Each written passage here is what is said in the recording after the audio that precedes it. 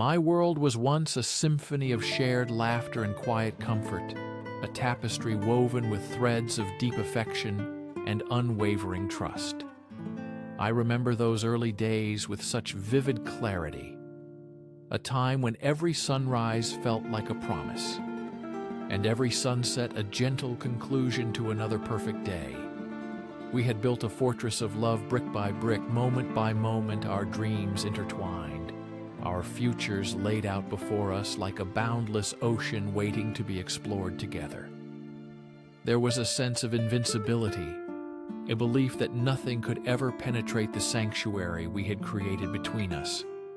Not external pressures, not daily stresses, not even the passage of time. We were an unbreakable unit, two halves of a whole, a story written in the stars, destined for an eternal happily ever after. Or so, I foolishly believed. My heart was completely open, vulnerable, yet fearless, because I had placed it in the hands of someone I truly believed would protect it above all else.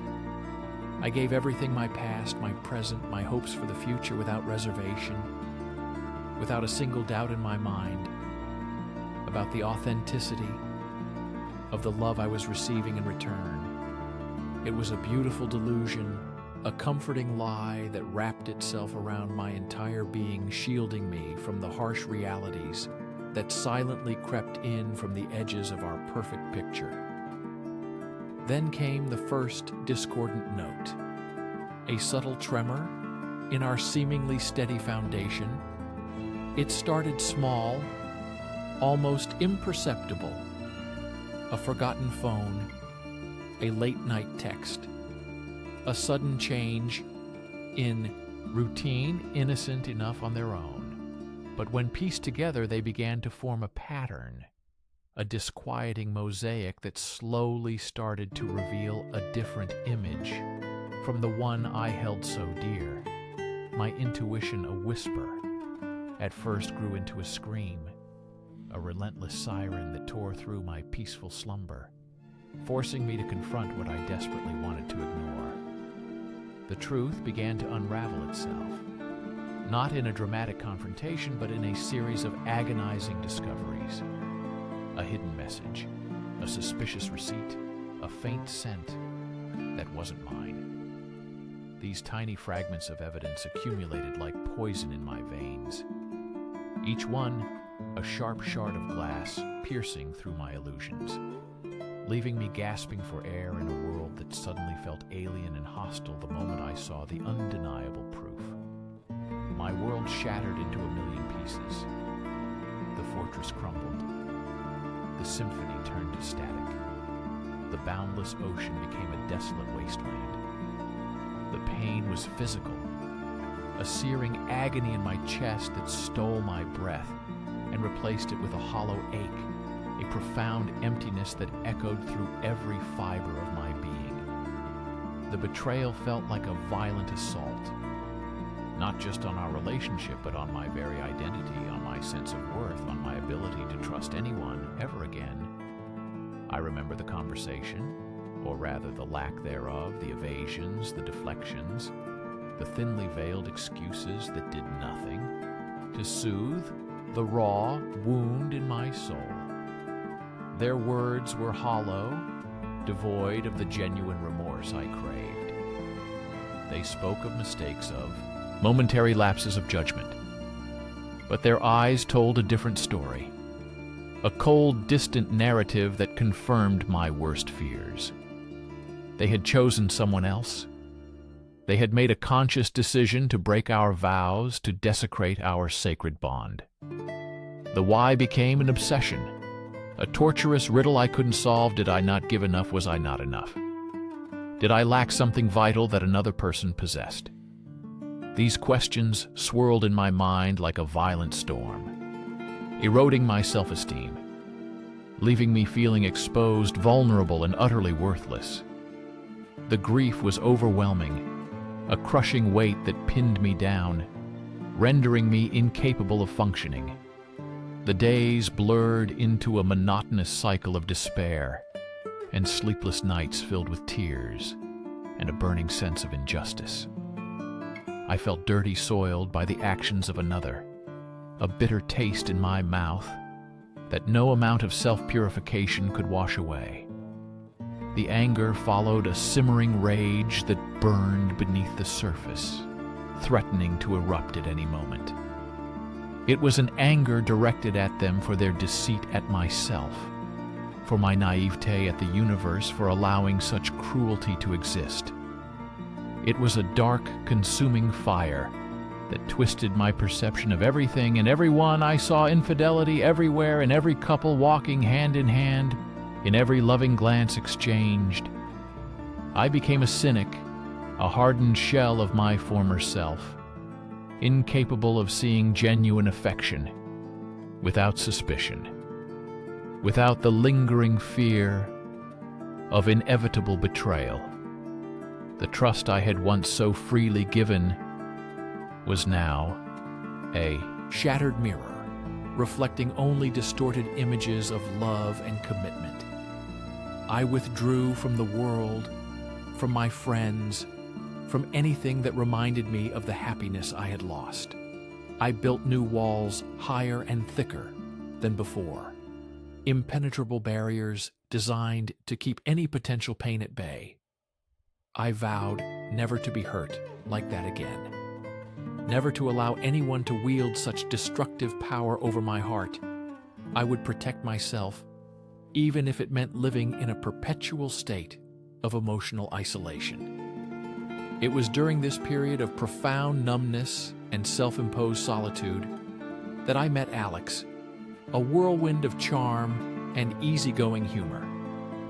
Alex was everything my ex wasn't: spontaneous, adventurous, and seemingly unburdened by the emotional baggage that weighed me down. We met by chance at a coffee shop, a brief exchange of smiles that somehow blossomed into long conversations, late-night calls, and eventually something more. I was drawn to Alex's carefree spirit, their ability to make me laugh again, even if it was a hollow echo of my old laughter. They offered a distraction, a temporary escape from the constant ache in my heart. I told myself it was harmless, a friendship, nothing more. But deep down, I knew I was playing with fire. I was still broken, still bleeding from the wounds of my past. And Alex was unknowingly offering a bandage, a temporary salve for a deep-seated infection. I saw in Alex a chance to reclaim a piece of myself, a chance to feel desired, appreciated, wanted again, to prove to myself that I was still capable of attracting love, even if it was a tainted version of it. The line between friendship and something more blurred with each passing day, each shared secret, each lingering touch. There was a thrill in the secrecy, a dangerous excitement that momentarily overshadowed the guilt that gnawed at my conscience. I was still technically in a relationship with my ex, though it was a mere formality, a ghost of what it once was, a shell of a partnership sustained only by inertia and a shared apartment. But that didn't absolve me of my actions. It didn't erase the fact that I was actively participating in the very act that had destroyed me. I told myself I deserved it, that I was merely evening the score, that I was finding solace in the arms of someone who truly saw me, who made me feel alive again after so long. But these were just excuses, feeble attempts to rationalize an indefensible act. I was becoming the very thing I despised, the very person who had inflicted so much pain upon me. The moment it happened, the true crossing of the line was not a moment of passion or exhilaration, but one of profound emptiness and a chilling sense of inevitability. There was no grand feeling of triumph, no sweet taste of revenge, only a hollow echo of my own pain, a mirror reflecting my brokenness back at me. I looked at Alex and saw not a lover, but a tool, a means to an end, a temporary diversion from my suffering. And in that moment, I realized the true cost of my actions. I had not healed myself. I had merely perpetuated the cycle of pain. I had taken my trauma and inflicted it upon another, a silent victim in my quest for misguided retribution. The guilt hit me like a physical blow, not the fleeting pang of conscience, but a deep soul-wrenching shame that burrowed itself into my core. I had sought validation and found only emptiness. I had sought revenge and found only self-loathing. I had sought solace and found only a deeper, darker hole. The relationships crumbled as they were bound to do. My relationship with my ex finally dissolved in a bitter exchange of accusations and recriminations. Both of us wounded, both of us complicit in its demise. The one with Alex ended quietly. A mutual understanding that what we had built was founded on shaky ground, on my unresolved pain and their innocent desire for connection. I had used them, and that realization was perhaps the most painful of all. I had wounded someone who had done nothing to deserve it. Repeating the very pattern that had scarred me so deeply, I was left alone again. But this time, it was a different kind of solitude. One born not of external betrayal, but of internal reckoning. I had looked for the monster outside and found it. Within myself, I had sought justice and created more injustice. The path to healing was long, arduous, and solitary. It began with confronting my own culpability, my own brokenness, my own capacity for inflicting pain. I had to forgive myself for my mistakes, for my misguided attempts at coping, for succumbing to the darkness that had enveloped me. It was not an easy process. There were days when the shame was overwhelming, when I felt undeserving of any form of happiness or love. But slowly, gradually, painstakingly, I began to rebuild. Not the old fortress of naive trust, but a new structure, built on honesty, self-awareness, and a profound understanding of the complexities of human relationships. I learned that trust once broken is incredibly difficult to mend, and sometimes it can never be fully restored. I learned that forgiveness is not about condoning actions, but about releasing oneself from the prison of resentment and bitterness. Most importantly, I learned that true healing comes not from seeking revenge or validation from others, but from within, from taking responsibility for one's own emotions, one's own actions, one's own journey. I am not the same person I was before the betrayal or before my own act of infidelity. I carry the scars of both experiences, not as a burden, but as a reminder, a permanent lesson etched into my soul. I have learned about resilience, about the deceptive nature of pain, and about the profound importance of integrity, even when faced with overwhelming hurt. I understand now that relationships are delicate, intricate things, requiring constant nurturing, open communication, and an unwavering commitment to honesty, even when it is difficult, especially when it is difficult.